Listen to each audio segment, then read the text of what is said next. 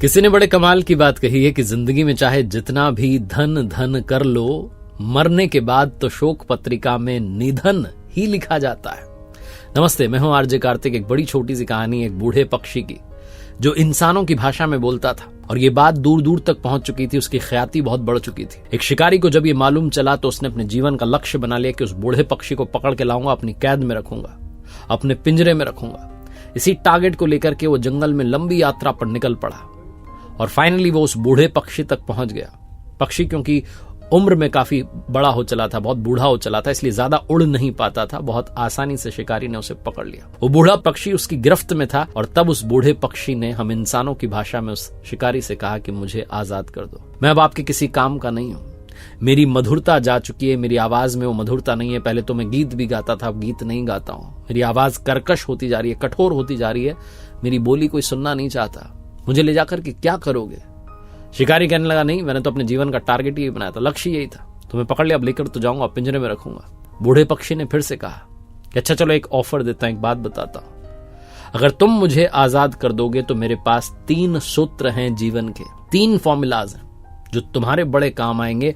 तुम उनको लेकर के जाओगे तो जीवन सुधार लोगे। शिकारी हंसने लगा कि तुम और मुझे ज्ञान की बात बताओगे? किस बात की गारंटी कि मैंने तुम्हें छोड़ दिया तो तुम सच में बताओगे? हो सकता है तुम उड़ जाओ। उस बूढ़े पक्षी ने कहा कि एक बात तो मैं तुम्हें अभी बता दूंगा जब तुमने मुझे पकड़ रखा है, दूसरी बात तब बताऊंगा जब मैं पेड़ की डाली पर बैठ जाऊंगा, और तीसरी बात उड़ते हुए बता दूंगा जब मैं आकाश में उड़ने लगूंगा। इस बात पर भरोसा रखो। पहली बात सुन लो, अगर अच्छी लगे तो मुझे आजाद करना, दूसरी और तीसरी बात सुनने के लिए। शिकारी ने कहा ठीक है, बताओ। उस बूढ़े पक्षी ने कहा कि पहला सूत्र यह है कि जीवन में जो बीत गया उसे जो लोग भुला देते हैं वो आनंद में रहते हैं। जिनके पास भूलने की शक्ति होती है वो आनंद में रहते हैं, क्योंकि वो बीती हुई बातों को भुला देते हैं। जो याद रखते हैं वो हमेशा शोक में रहते हैं, उदास रहते हैं, दुखी रहते हैं। शिकारी को बात अच्छी लगी, उसने कहा सही बात है, मूल्यवान बात है। उसने उस बूढ़े पक्षी को आजाद कर दिया। पक्षी उड़ा और जाकर के पेड़ की डाली पर बैठ गया।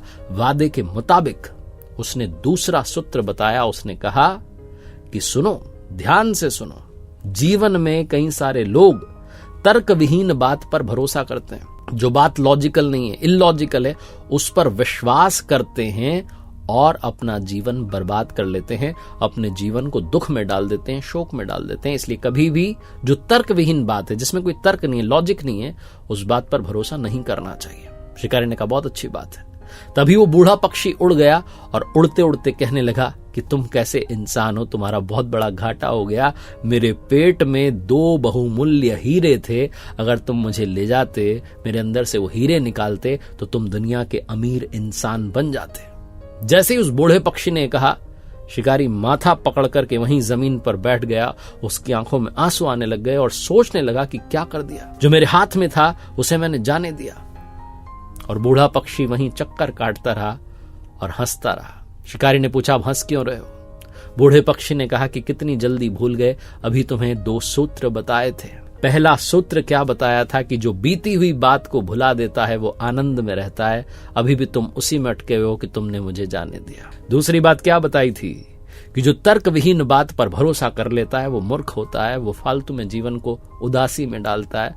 तुम एक ऐसी बात पर भरोसा कर रहे हो कि मेरे छोटे से पेट में 2 हीरे होंगे, तुमसे बड़ा मूर्ख कौन होगा? शिकारी ने कहा तीसरी बात तो बता दो। वो बूढ़ा पक्षी कहने लगा कि जब तुम्हें 2 बातें ही समझ में नहीं आई तो तीसरी जान करके क्या करोगे, लेकिन फिर भी बता देता हूं कि ये दुनिया में जो हमें शरीर मिला है ये नश्वर है।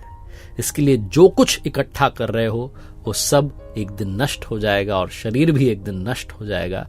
ये बोलते हुए पक्षी उड़ करके चला गया।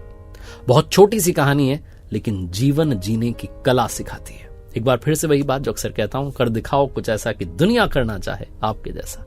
मेरी नई किताब को प्यार देने के लिए बहुत बहुत धन्यवाद। Amazon, Flipkart, बुक स्टोर्स में अवेलेबल है और मेरी वेबसाइट पर कुछ कोर्सेज हैं जो आपकी लाइफ चेंज कर सकते हैं, आपकी लाइफ को ट्रांसफॉर्म कर सकते हैं। www.rjkartik.in इस वेबसाइट से आप उन्हें अवेल कर सकते हैं।